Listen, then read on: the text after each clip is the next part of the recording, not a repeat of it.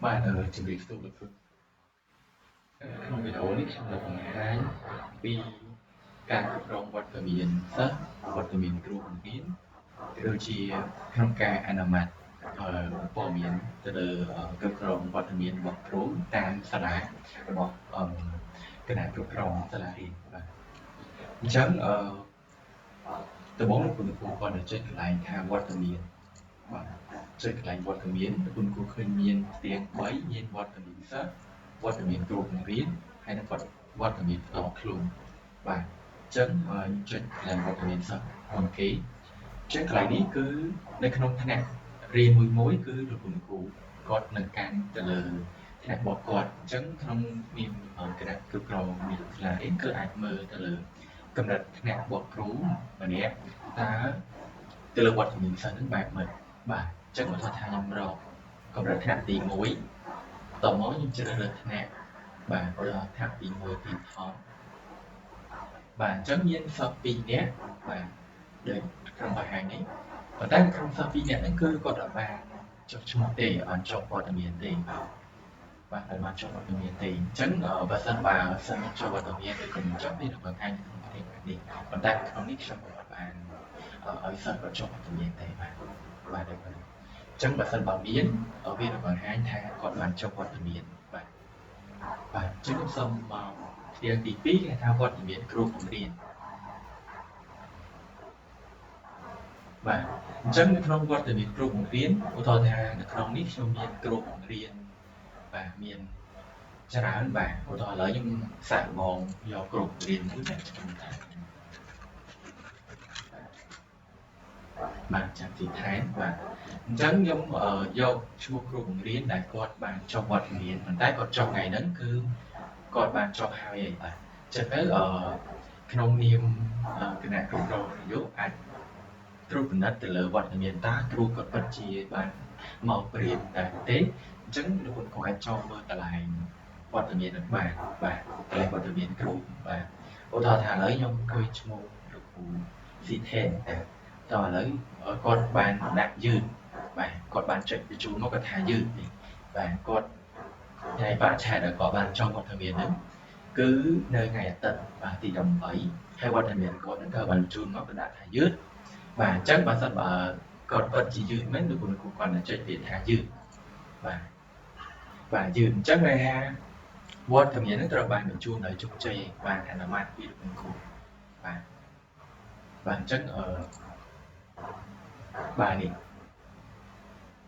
អញ្ចឹងន័យថាកន្លែងនេះបើសិនបើលោកគ្រូចុចកន្លែងវត្តមានអនុម័តគាត់មិញហើយថានៅកន្លែងនេះវាមានមុខងារអនុម័តសម្រាប់គណៈគ្រប់គ្រងក្នុងការ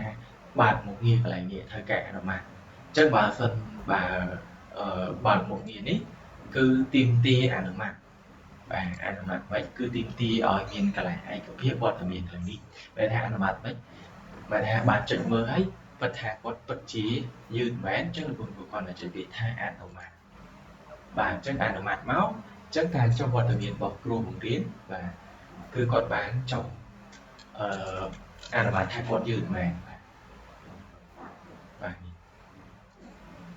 បាទអញ្ចឹងគឺបានអនុម័តថាគាត់បានយឺតមែនបាទហើយបើសិនលោកគ្រូផ្សេងទៀតដូចគ្នាដែរបើគាត់ចូលវត្តមានមកគឺវានឹងបង្ហាញផ្ទាំងកន្លែងនេះបើសិនបើថ្ងៃទី15 16 17អញ្ចឹងនឹងបង្ហាញដែរតែសម្រាប់ការអនុម័តហ្នឹងគឺសម្រាប់តែថ្ងៃដែលគាត់ចុះវត្តមានថ្ងៃនៅក្នុងថ្ងៃហ្នឹងទេឧទាហរណ៍ថាគាត់ចុះវត្តមាននៅថ្ងៃហ្នឹងគឺនឹងបង្ហាញនៅថ្ងៃហ្នឹងប៉ុន្តែបើគាត់ចុះពីម្សិលមិញហើយគឺយើងលោកគ្រូអាចទៅអនុម័តគាត់បានទេបាទអត់អាចទេអនុម័តឲ្យគាត់ចុះឬក៏ទៅមើលវត្តមានរបស់គាត់តែបើថ្ងៃហ្នឹងលោកគ្រូអាចមើលវត្តមានគាត់ឡើងបានបាទហើយមួយទៀតគឺមុខងារមួយទៀតគឺលោកគ្រូអាចទាញយកវត្តមានបានទាញយកបញ្ជីវត្តមានបានបន្តឥឡូវខ្ញុំចុចខាងនោះចេញបាទអញ្ចឹងខ្ញុំចុចបើកបញ្ជីវត្តមានហ្នឹងមកបាទអញ្ចឹងបញ្ជីវត្តមាននេះគឺមានគម្រោងស្រាប់សម្រាប់គណៈគ្រប់គ្រងអាចទាញយកបញ្ជីវត្តមានសម្រាប់លោកគ្រូបានបាទមានខាងលើនេះហើយមានវ ពីឈ្មោះរបស់គាត់ទាំងអស់បាទមានឈ្មោះគាត់ទាំងអស់មានចំនួនថ្ងៃដែលគាត់មកដាក់ច្បាប់ឬក៏អាវត្តមានអីផ្សេងៗបាទអញ្ចឹងយើងលោកគ្រូអាចយកបញ្ជីនេះជាគំរូវត្តមានបាទហើយខ្ញុំសូមចូលចំណុចបន្តកន្លែងវត្តមានផ្ទាល់ខ្លួនអញ្ចឹងកន្លែងវត្តមានផ្ទាល់ខ្លួននេះគឺសម្រាប់កំណត់ត្រាគ្រូដែលគាត់បានចុះវត្តមានបាទដូចគ្នាអញ្ចឹងបើសម្រាប់គណៈគ្រូក្រុមក៏អាចចុះវត្តមានបានផងដែរបាទគាត់តែចុះវត្តមានបន្តមកគ្រូចេញពេលព្រឹកពេលថ្ងៃឬក៏ពេលរសៀលអញ្ចឹងពេលព្រឹកគាត់រៀនពេលព្រឹកគាត់អាចចុះពេលព្រឹកមកគាត់ចូលមក7បាទចាប់មក11ឧទាហរណ៍គាត់ចាប់តាំងពីថ្ងៃត្រង់ពីពេលថ្ងៃគាត់ពេលហើយគាត់រៀនពេលព្រឹកអញ្ចឹងមកម៉ោង7ដល់ម៉ោង9ឬក៏ម៉ោង9ដល់ម៉ោង11បាទអញ្ចឹងមានពេលថ្ងៃហើយពេលរសៀលមានថ្ងៃពេលរសៀលដែរបាទពីម៉ោង1បាទអញ្ចឹងបើគាត់ចុះពេលព្រឹកដល់មកគាត់ចេញបញ្ជូនបាទអញ្ចឹងវត្តមានត្រូវបានចុះហើយបាទនៅខាងក្រោមនេះបាទអញ្ចឹងកន្លែងចុះវត្តមាននេះខ្ញុំសូមបង្ហាញតែប៉ុណ្្នេះបាទសូមអរគុណ